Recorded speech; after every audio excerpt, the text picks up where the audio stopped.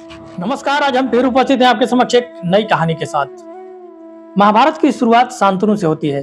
शांतनु और गंगा जी का विवाह होता है, जिससे 8 पुत्र जन्म लेते हैं। जो 8 बसु होते हैं, 7 को गंगा जी अपने आप में प्रवाहित कर देती हैं। एक बच जाता है, उसको गंगा जी लेके जाती हैं, पाल पोस कर बड़ा करके शांतनु को सौंपती हैं, जिनका बचपन का नाम देवव्रत पड़ता है। आगे देवव्रत माने बहुत धनुर्धारी थे, बलवान थे।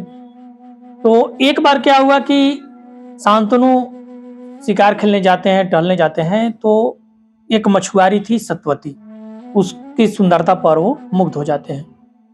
फिर उसके सामने प्रस्ताव रखते हैं शादी का, लेकिन सतवती के पिता दशराज वो कहते हैं कि शादी तो होगी, मैं मानता हूं कि शादी के लिए तैयार हूं, लेकिन एक शर्त है, और शर्त यह है कि सतवती के गर्भ से जन्म लेने वाला बच्चा ही आगे चल के हस्तिनापुर का राजा बनेगा। शांतनु बहुत सोच में पड़ जाते हैं, क्योंकि वो देवव्रत से बहुत प्यार करते हैं। ये बात देवव्रत को पता चलती है तो कि पिताजी उदास हैं, उदासी का कारण उनको पता चलता है। तो सतवती के पास जाते हैं और दशराज के पास जाते हैं। फिर पूछते हैं, तो वहीं वो शर्त रखते हैं कि नहीं, शादी के लिए तो मैं तैयार हूं, अपनी लड़की की शादी मैं उनसे कर दूंगा, लेकिन शर्त यही रहेगा कि जो इसके से बच्चा जन्म लेगा वही हस्तिनापुर का राजा बनेगा।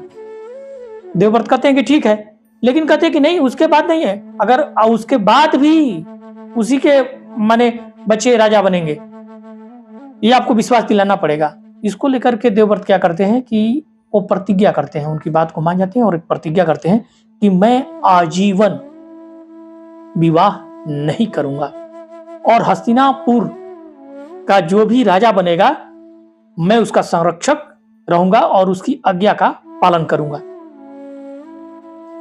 इस भीष्म प्रतिज्ञा के कारण ही देवव्रत का नाम भीष्म हो जाता है, और सारे देवता मिलकर के और शांतनु उनको आजीवन आशीर्वाद देते हैं कि उनकी जो इच्छा मृत्यु का वरदान देते हैं। तो भीष्म प्रतिज्ञा के कारण देवव्रत भीष्म बनते हैं, और इसी प्रतिज्ञा के कारण उन्हें इच्छा मृत्यु का वरदान प्राप्त होता है। कहानी अच्छी लगी है तो इसे लाइक, कमेंट और शेयर करें। साथ ही आप लोगों से हाथ जोड़कर निवेदन है कि आप लोग चैनल को सब्सक्राइब जरूर करें और इसी तरह की कहानी सुनते रहें।